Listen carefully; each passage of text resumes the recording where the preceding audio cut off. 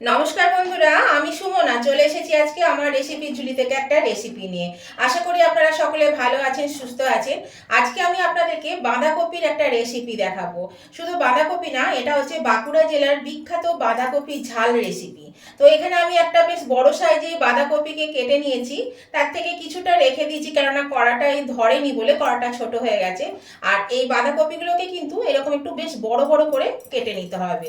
আমরা বাঁধাকপি রান্না করলে ঝিরিঝিরি করে কাটি, কিন্তু এই ঝাল করতে গেলে একটু বড় বড় করে কেটে নিতে হবে। তো এখানে আমি বাঁধাকপিটা কেটে নিয়েছি, আর এর সঙ্গে আমি কিছু জিনিস দেব। এখানে নিয়েছি পেঁয়াজ কুচি, আলু। আমরা বাঁধাকপিতে সাধারণত ডুমো ডুমো করে আলু কেটে থাকি, কিন্তু এখানে বেশ এইরকম মাছের আমরা আলু দিই যেমন বড় বড় লম্বা করে, সেই রকম আলু কেটেছি। এখানে নিয়েছি বেশ কয়েক কোয়া রসুন, এখানে 1 ইঞ্চি মতো আদা, এখানে নিয়েছি 4টে কাঁচা লঙ্কা, এই পাকা লঙ্কাগুলো আমার গাছে। আর এখানে নিয়েছি দুটো মিডিয়াম সাইজের টমেটো, যদি বড় সাইজের হয় তাহলে একটাতেই হবে। তো দেখুন, এইবার আমি এই বাঁধাকপির মধ্যে এই আলু আর এই যে সমস্ত উপকরণ দেখালাম আমি, এগুলোকে এর মধ্যে দিয়ে দেব। সমস্ত কিছু কিন্তু এর মধ্যে সাজিয়ে আমি দিয়ে দিচ্ছি। বাঁধাকপিটা প্রথমে একটু ভাপিয়ে নিতে হবে। এগুলো দিয়ে আমি আগে সাজিয়ে নিই, তারপরে এটা কিভাবে করব সেটা আপনারা দেখতে পাবেন। এর মধ্যে দিয়ে দিচ্ছি এবার টমেটো। সমস্ত উপকরণগুলো কিন্তু এর মধ্যে দিয়ে দিতে হবে। আর এটা খেতে কিন্তু বন্ধুরা অসাধারণ লাগে। এই বাঁধাকপিটার রান্নাটা একদমই অন্য ধরনের। এটা একটা মানে কি বলবো, বাঁকুড়া জেলার বিখ্যাত একটা রান্না। এর মধ্যে দিয়ে দিচ্ছি আবার পেঁয়াজ কুচিগুলো। এখানে পেঁয়াজগুলো দিয়ে দিচ্ছি সাজিয়ে। এটা অনেকটাই ভর্তি হয়ে গেছে, কিছু করার নেই, মানে এটা কড়াটা ছোট হয়ে গেছে। দিয়ে দিলাম একটু আদা কুচি করেছি, সেই আদা দিয়ে দিচ্ছি, রসুন। এবার দিয়ে দেবো একটু জল। বেশি জল দেব না, অল্প করে একটু জল দেব, তা না হলে কিন্তু এটা তলে লেগে যেতে পারে। আর দিয়ে দিচ্ছি একটু সর্ষের তেল, 2 চামচ মতন সর্ষের তেল আমি এর মধ্যে দিয়ে দিচ্ছি। গ্যাসটা কিন্তু আমি এখনো জ্বালাইনি, এবার আমি গ্যাসটা জ্বালিয়ে দিচ্ছি। এবার আমি এটা ঢাকা দিয়ে দিচ্ছি। ঢাকা দিয়ে আমি মিনিট 5-7 জন্য এটা ভাপিয়ে নেব। আমি মিনিট 7 করে ফিরে এলাম বন্ধুরা।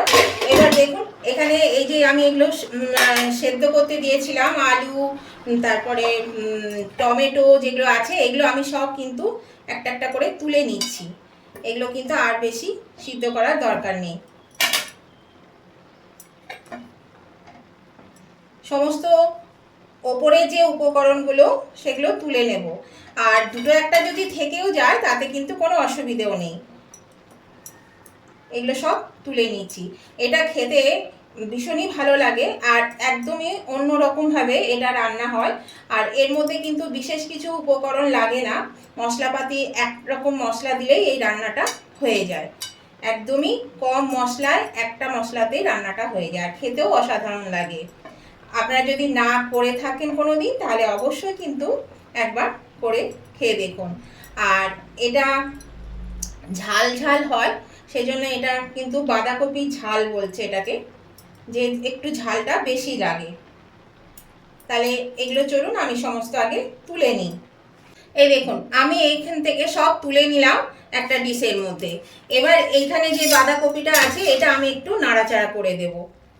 এটা কিন্তু আর বেশি সেদ্ধ করব না, এটা আমি এবার একটু নাড়াচাড়া করে এটা নামিয়ে দেব। এইরকমই কিন্তু সেদ্ধ হবে, বেশ গোটা গোটা থাকবে, যেন গলে না যায় সেই দিকে খেয়াল রাখতে হবে। এবার আমি ওর নিচে যে একটু সামান্য জল আছে, এই যে জলটা, এবার জলটা থেকে আমি ছেঁকে বাঁধাকপিটা আমি তুলে নিচ্ছি। গ্যাসটা অফ করে দিলাম। চলে এসেছি রান্নায়। এখানে তেল দিয়ে দিচ্ছি, তেলের মধ্যে দিয়ে দিলাম 1/2 চামচ পাঁচফোড়ন। এই পাঁচফোড়নটা একটু নাড়াচাড়া করে নেব। পাঁচফোড়নের একটু গন্ধটা বেরোলেই এই যে আমি সেদ্ধ করে রেখেছি যে আলু, এই আলুটা আমি দিয়ে দিলাম। আলুটা একটু ভাজা ভাজা করে নেব তেলের মধ্যে দিয়ে। আলুটা একটু ভাজা ভাজা হয়ে এসছে। এর মধ্যে আমি যে পেঁয়াজগুলো দিয়েছিলাম তার কিছুটা পেঁয়াজ এখানে দিয়ে দিলাম, আর টমেটোরও 2-4 টুকরো টমেটো এখানে দিয়ে দিলাম। এটা দিয়ে আমি আলুটার সঙ্গে ভাজা ভাজা করে নেব। আর বাকিটা আমি কী করবো সেটা আমি পরে দেখাচ্ছি। বাকি যে টমেটো পেঁয়াজ আছে, রসুন আদা, সেগুলো আমি পরে দেখাচ্ছি আপনাদের আমি কী করবো। এর মধ্যে দিয়ে দিচ্ছি পরিমাণ মতো নুন, আর দিয়ে দিচ্ছি হলুদ পরিমাণ মতো। এগুলো দিয়ে আমি এবার এটা ভেজে নেব। এবার আমি এই যে বাকি পেঁয়াজ টমেটো যা ছিল সেগুলো পেস্ট করে নিয়েছি, এই পেস্টটা আমি এর মধ্যে দিয়ে দিলাম। এবার পেস্টটা দিয়ে এটাকে ভালো করে আবার একটু কষিয়ে নেব। এবার এর মধ্যে দিয়ে দিচ্ছি এখানে একটু ওই ধনে পাতার যে নরম ডাঁটিগুলো থাকে সেই ডাঁটিগুলোকে একটু কুচি করে নিয়েছি, আর একটু ঝাল অনুযায়ী এখানে আমি শুকনো লঙ্কাগুলো দিয়ে দিলাম।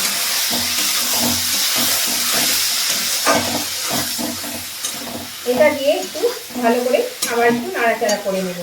আর দিচ্ছি সামান্য একটু এই যে পেস্ট করেছি সেই জল, তাহলে তলে লেগে যাচ্ছে, এটা লেগে যাবে, তলে লেগে গেলে পুড়ে যাবে, পুড়ে গেলে বাজে লাগবে খেতে। সেই জন্য একটু জল দিয়ে এটাকে আমি কষিয়ে নিচ্ছি। একটু ভালো করে কিন্তু কষিয়ে নিতে হবে। আলুটা বেশ ভালো করে কষানো হয়ে গেছে মশলার সাথে। এবার আমি এই বাঁধাকপিটা দিয়ে দিচ্ছি এর মধ্যে। বাঁধাকপিটা দিয়ে এর সঙ্গে ভালো করে মিশিয়ে নেব। বাঁধাকপিটা মিশিয়ে নিয়েছি, আর এই যে এখানে নিয়েছি আমি সর্ষে বাটা, কালো সাদা সর্ষে এখানে 2 চামচ মতন বেটে আমি নিয়েছি, এটা আমি এর মধ্যে দিয়ে দিচ্ছি। এই সাদা কালো সর্ষে আপনারা যে কোনো কালো সর্ষেটাও দিতে পারেন বা দুটো মিশিয়েও দিতে পারেন। আর দিয়ে দেব একটু মিষ্টি দিচ্ছি, তাহলে স্বাদটা ভালো হয়, প্রয়োজন মতো মিষ্টি দিয়ে দিলাম। এবার আমি এটা দিয়ে ভালো করে আবার মিশিয়ে নেব। এই একটি উপকরণ দিয়ে এই রান্নাটা কিন্তু হয়, আর বিশেষ করে কিছু মশলা কিন্তু এতে লাগে না। তবে আর শেষে আমি আর একটা জিনিস দেব, যেটা দিলে এর স্বাদটা দ্বিগুণ পরিমাণে বেড়ে যাবে। আর শীতের সময় এই জিনিসটা কিন্তু মানে কি বলবো, একবারে প্রচুর পরিমাণে পাওয়া যায়। এটা দিয়ে আমি মিশিয়ে নিলাম। এবার আমি এটা মিনিট 5-7 জন্য ঢাকা দিয়ে দেবো। তার আগে এখানে আমি সামান্য একটু জল দিয়ে দিচ্ছি। ওই যে বাঁধাকপিটা যে আমি সেদ্ধ করেছি তার যে জলটুকু ছিল সেই জলটা সামান্য একটু দিয়ে দিলাম। আর বাঁধাকপিটা অবশ্যই কিন্তু ধুয়ে দেবে, তবে অনেকেই কিন্তু বাঁধাকপি ধোন না, কারণ বাঁধাকপির ওপরের পাতাগুলো ফেলে দিলে ভেতরটা কিন্তু পরিষ্কারই থাকে। সেই আপনাদের পছন্দ মতন আপনারা সেটা করবেন। এবার আমি এটা ঢাকা দিয়ে দিচ্ছি। 5-7 মিনিটের জন্য ঢাকা দিয়ে দিলাম। 5-7 মিনিট পরে আমি ঢাকাটা খুলে দিচ্ছি। আর যে জিনিসটা না দিলে এর স্বাদটা একদমই খুলবে না, সেটা হচ্ছে ধনে পাতা কুচি। এখানে একটু পরিমাণ মতন ধনে পাতা কুচি দিয়ে দিলাম। এবার ধনে পাতা দিয়ে এটাকে আমি ভালো করে নাড়াচাড়া করে নেব। রান্নাটা কিন্তু আমার হয়ে গেছে। আর এটা কি সুন্দর একটা মানে গন্ধ বেরিয়েছে, জানেন, দারুণ গন্ধ বেরিয়েছে। খেতেও কিন্তু দারুণ হয়। এটা ভাত, রুটি, পরোটা সবের সঙ্গে কিন্তু খাওয়া যাবে, আমরা যে কোনো সঙ্গে খেতে পারি। তো নতুন বন্ধু যারা আমার চ্যানেলে নতুন এসেছেন, এখনো আমার চ্যানেলটা সাবস্ক্রাইব করেনি, তাদের কাছে আমার অনুরোধ, অবশ্যই কিন্তু আমার চ্যানেলটা সাবস্ক্রাইব করে আমার পাশে থাকবেন।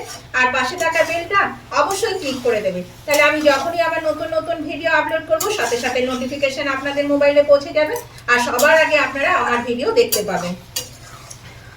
আর আমার উভয় বন্ধুদেরকে বলছি, আজকের এই রেসিপিটা দেখতে দেখতে যদি এখনো পর্যন্ত লাইক দিতে ভুলে গিয়ে থাকেন, তাহলে অবশ্যই কিন্তু লাইক বাটনটা একটু প্রেস করে দেবেন।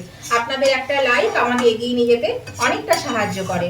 আর আজকের এই বাঁকুড়ার বাঁধাকপি ঝাল আপনাদের কেমন লাগলো, যদি ভালো লেগে থাকে তাহলে অবশ্যই কিন্তু একটা কমেন্ট করবেন। আপনাদের কমেন্টগুলো পড়তেও ভালো লাগে আর আমাকে পরবর্তী রেসিপি বানাতে উৎসাহিত করে।